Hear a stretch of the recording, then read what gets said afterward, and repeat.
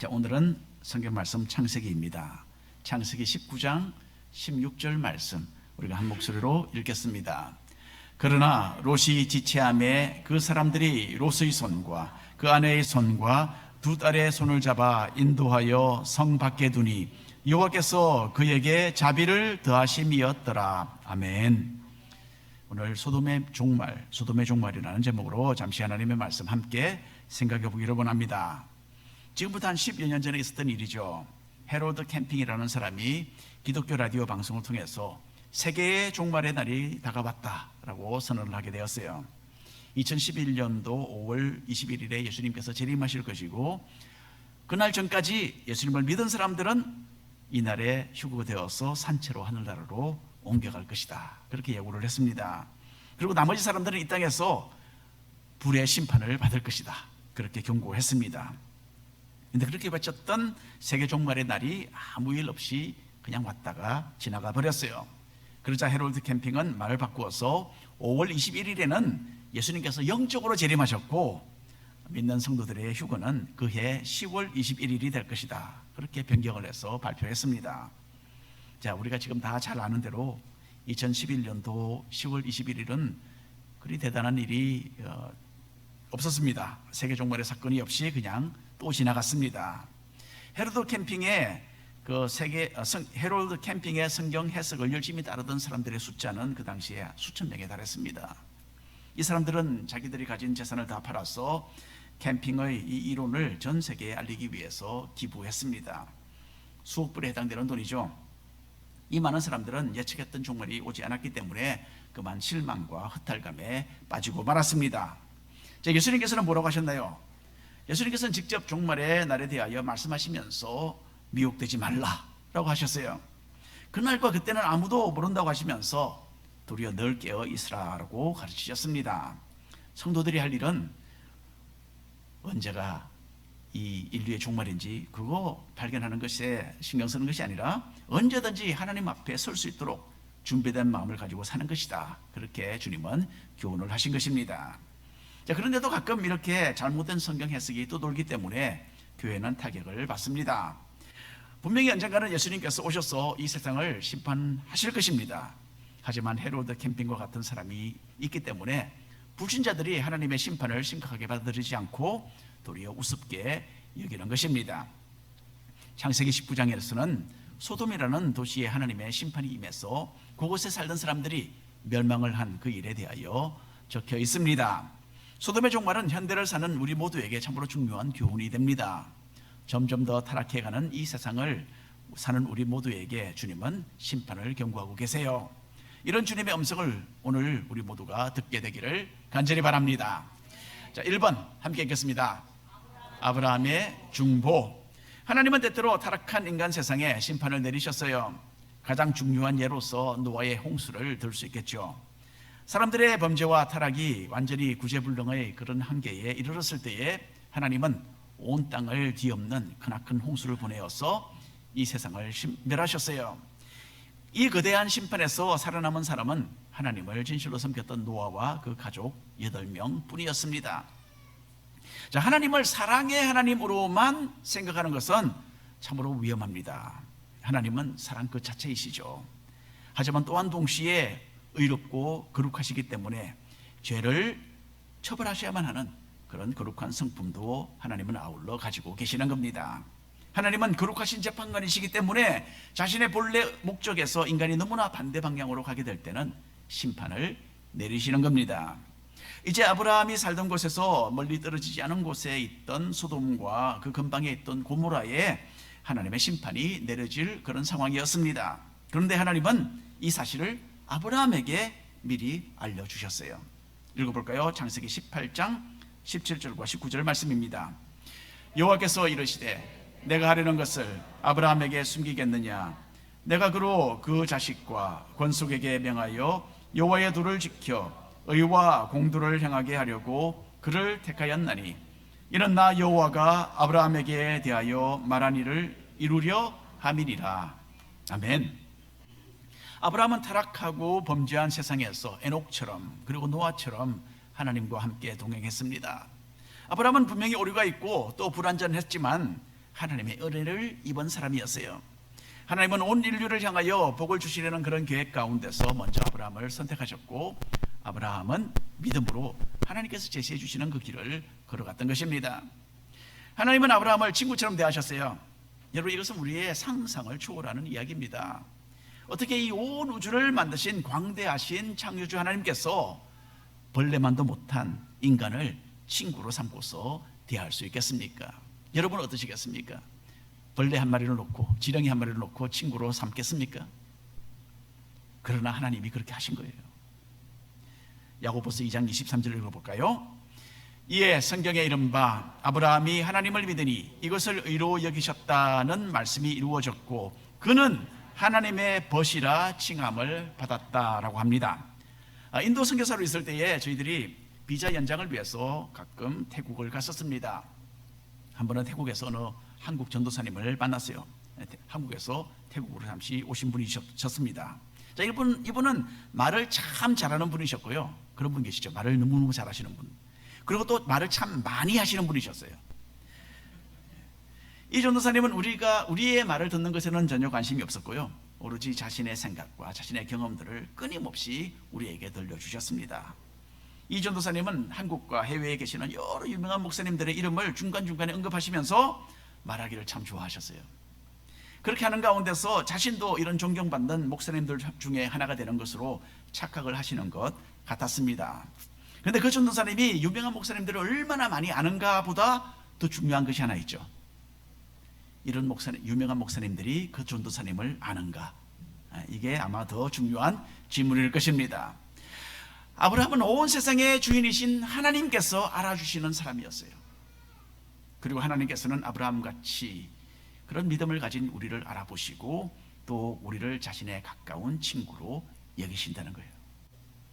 하나님께서는 아브라함을 친구로 여기시고 소돔에 대한 자신의 계획을 아브라함에게 밝혀주셨습니다. 20절 21절 읽겠습니다. 창세기 18장 20절 21절입니다. 여호와께서 또 이르시되 소돔과 고모라에 대한 부르짖음이 크고 그 죄악이 심히 무거우니 내가 이제 내려가서 그 모든 행한 것이 과연 내게 들린 부르짖음과 같은지 그렇지 않은지 내가 보고 알려 하노라. 소돔과 그 근방에 있던 고모라에 내렸던 이 하나님의 심판은 믿지 않는 사람들도 한 번쯤은 들어서 아는 이야기입니다. 인간의 죄와 말할 수 없는 타락 때문에 하나님께서 유황이 섞인 불을 내리셔서 그 도시들을 멸망시켰던 이 성경 이야기는 영화로도 여러 번 만들어진 바 있습니다. 소돔의 심판에 대한 하나님의 계획을 듣고 아브라함은 소돔을 위해서 중보하기 시작했습니다. 성경에 제일 먼저 언급되는 중보기도가 바로 여기에 기록이 되어 있어요. 아브라함은 거룩하시고 온 세상을 만드신 정말 크고 광대하신 하나님 앞에서 자기 자신은 먼지와 다름이 없다라는 것을 알았습니다. 그렇기 때문에 아브라함은 자신의 어떤 선한 행위를 내세우지 않고 오로지 하나님의 그 의로우신 또 자비로우신 그 성품을 두고서 소돔과 고모라를 위해 중보했습니다. 18장 23절 24절 말씀 읽겠습니다. 아브라함이 가까이 나아가 이르되 주께서 의인을 악인과 함께 멸하려 하시나이까 그 성 중에 의인 50명이 있을지라도 주께서 그곳을 멸하시고 그 50의인을 위하여 용서하지 아니하시리이까. 아브라함은 하나님께서 절대로 선한 사람을 악한 사람과 함께 멸망시키지 않으실 것이다 라고 굳게 믿었습니다. 의로우신 하나님께서는 자신을 믿고 따르는 사람들을 사랑하시고 그들에게 은혜를 베푸는 분이시기 때문입니다.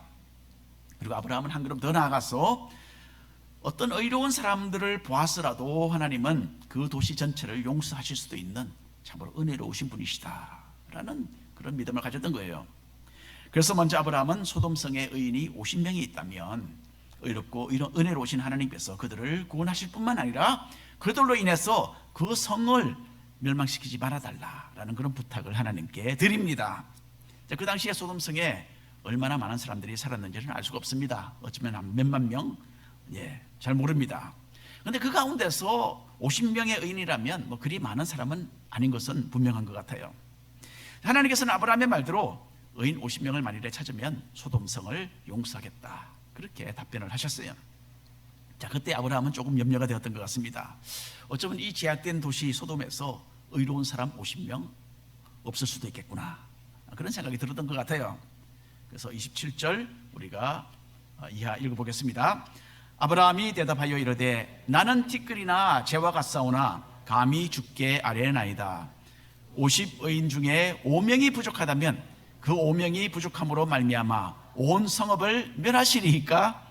이르시되 내가 거기서 45명을 찾으면 멸하지 아니하리라. 아브라함은 의인 50명이 아니라 만일에 45명이면 어떠하시겠습니까? 어떻게 하시겠습니까? 라고 하나님께 물었어요. 하나님께서는 의인 45명을 찾으면 심판을 취소하겠다, 그렇게 말씀하셨습니다. 아브라함은 소돔을 위해서 중보하면서 필요한 의인의 숫자를 계속해서 줄여나갑니다. 그래서 처음에 50명에서 45명이었죠. 그리고 45명에서 그다음에 40명으로 줄입니다. 40명에서 30명, 20명, 그리고 마지막에는 의인 10명을 찾으시면 하나님 어떻게 하시겠습니까? 라고 물었어요. 하나님께서는 내가 만일 의인 10명을 그 가운데 찾는다면 소돔성을 멸하지 않겠다, 그렇게 약속을 하시고 자리를 떠나셨습니다. 여러분 어떻습니까? 아브라함 같은 사람 하나 알고 있으면 참 좋겠죠. 예. 이 다음에 쇼핑 가실 때 아브라함을 꼭 데리고 가시기 바랍니다. 아브라함은 깎아도 정말 엄청나게 많이 깎았어요. 예. 의인 50명에서 10명으로 낮췄어요. 이건 80%입니다. 80%나 대폭 할인을 받았어요. 만일에 어떤 사업가가 또 이 정도로 물건을 할인해 준다면 금방 하와이에서 소문나겠죠. 와, 그 사람 정말 후하고 좋은 사람이다, 소문이 자자하게 날 것입니다. 소돔을 위해서 중보하면서 아브라함은 하나님에 대하여 새로운 이해를 얻게 되었어요. 하나님은 50명에서 10명까지 내려와 주시는 은혜로우신 분이셨어요. 아브라함은 자신이 처음 생각했던 것보다 하나님이 훨씬 더 인자하시고 은혜로우신 분이라는 점을 발견했던 것입니다. 그래서 아브라함은 10명에서 더 이하로 숫자를 떨어뜨릴 필요가 없음을 깨달았어요. 하나님은 의롭게 심판하시고 또한 풍성한 은혜를 동시에 베풀어 주시는 분이라는 그런 결론을 얻게 되었기 때문입니다. 자, 아브라함이 참 끈질기게 기도로 하나님 앞에 나가지 않았더라면 이런 하나님에 대하여 배울 수 없었을 것입니다. 기도가 상황을 바꾸기도 하지만요, 아브라함의 경우를 보면 기도가 도리어 아브라함을 바꾸었어요. 기도를 통해서 하나님께서 얼마나 좋으신 분인 것을 직접 경험해 보시는 우리 모든 성도님들 되시기를 바랍니다. 2번 읽겠습니다. 천사의 방문. 하나님은 소돔의 천사를 둘 보내셨어요. 천사들이 소돔에 딱 도착했을 때에 아브라함의 조카 롯은 소돔 성문이 있는 곳에 앉아 있었습니다. 롯이 성문에 앉아 있었다는 것은 그만큼 롯이 소돔성에서 영향력이 컸다라는 것을 의미합니다. 약 한 4,000년 전 중동 지역에서는요, 도시의 성문이 바로 그 도시의 중심이었어요. 사람들이 끊임없이 드나드는 성문에서 중요한 거래와 사업이 이루어졌고 또 도시의 중대한 일들이 이곳에서 결정되고는 했습니다.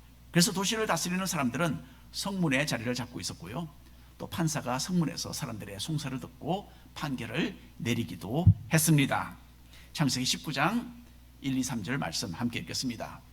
저녁 때에 그 두 천사가 소돔에 이르니 마침 롯이 소돔 성문에 앉아 있다가 그들을 보고 일어나 영접하고 땅에 엎드려 절하며 이르되 내 주여 돌이켜 종의 집으로 들어와 발을 씻고 주무시고 일찍 일어나 발길을 가소서.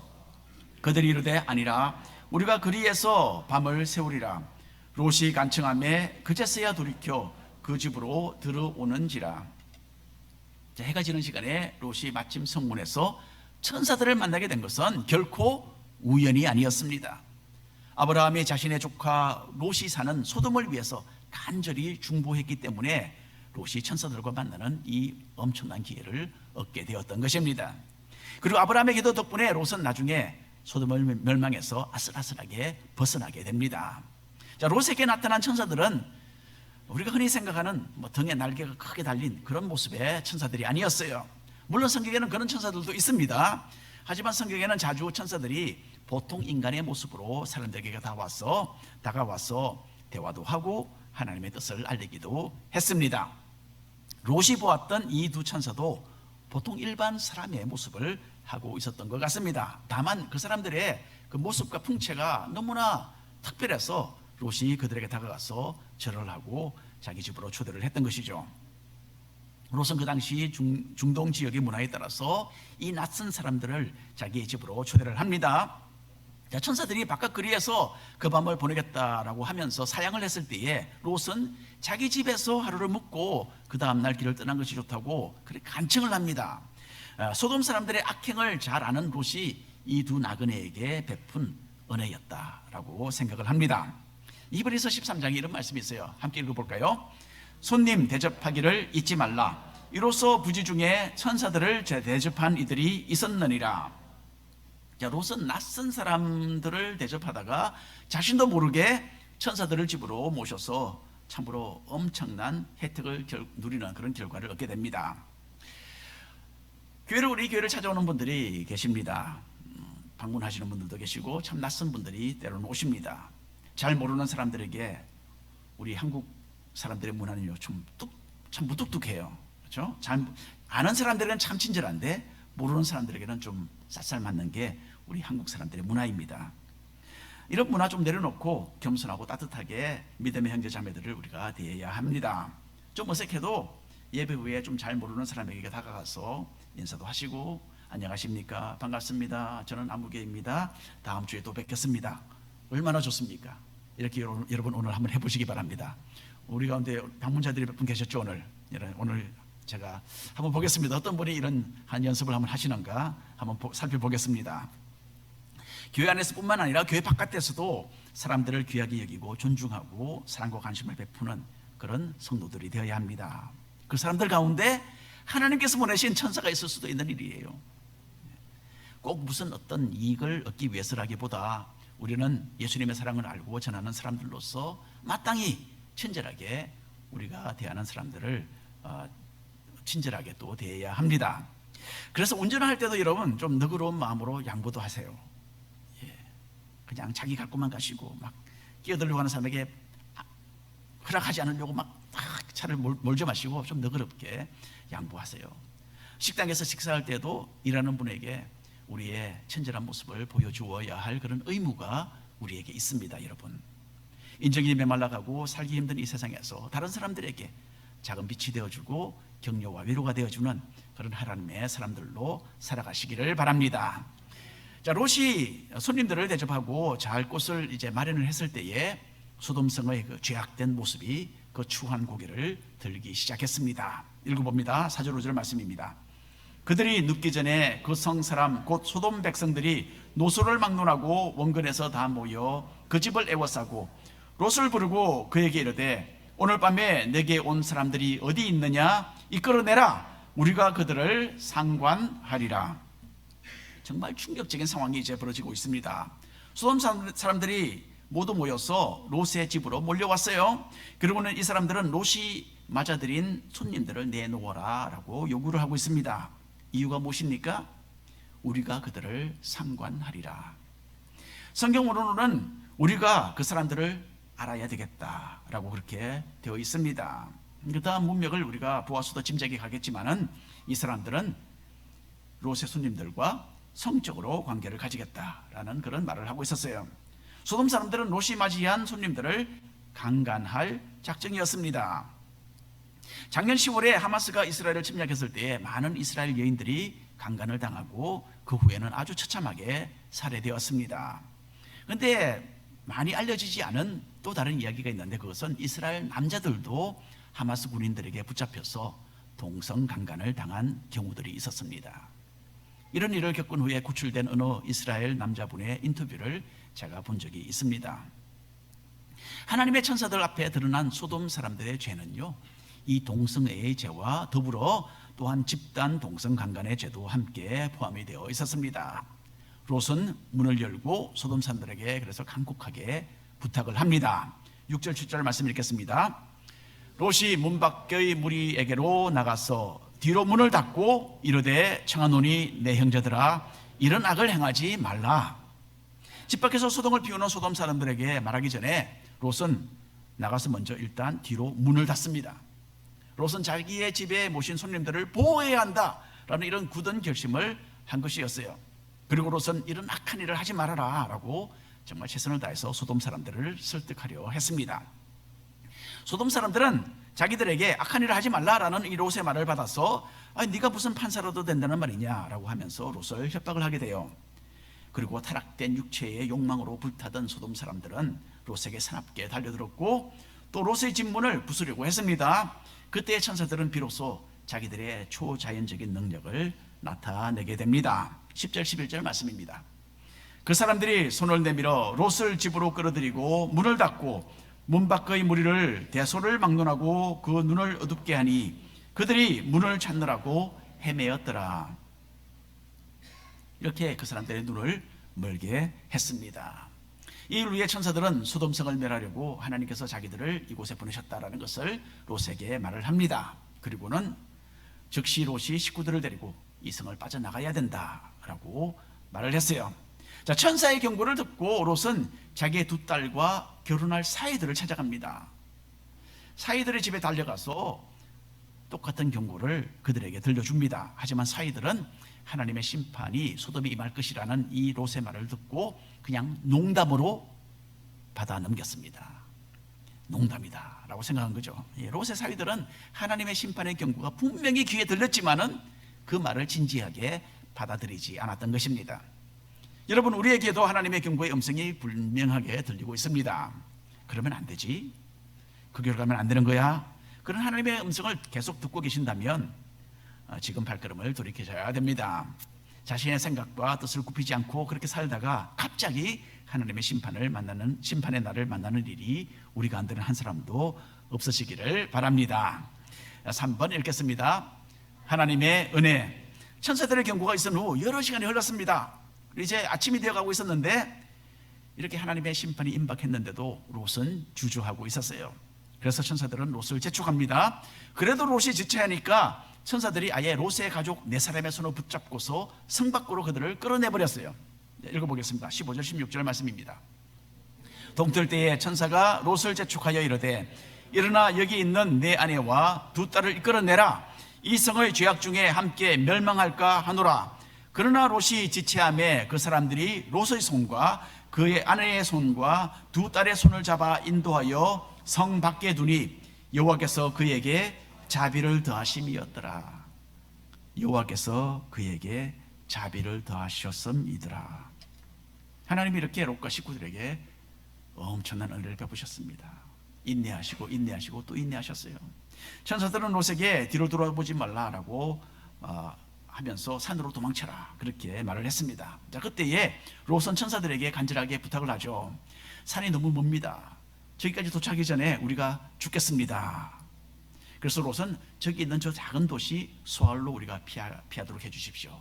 저곳은 그리고 재난이 내리지 않도록 해달라고 그렇게 천사들에게 당부를 합니다. 참 놀랍게도요, 하나님께서는 롯의 이 부탁도 들어주셨어요. 이 또한 하나님의 크나크신 은혜였습니다. 하나님의 말씀을 믿은 롯이 소알로 갔기 때문에 멸망을 받아야 마땅했던 그 작은 도시 소알도 심판을 피하게 된 거예요. 의인 롯을 인해서 소알이라는 작은 도시가 재난에서 피하여 살아남게 되었습니다. 자, 여러분, 롯은 왜 머뭇거렸을까요? 왜 그렇게 다급한 상황 가운데서 소돔성을 떠나기를 주저했을까요?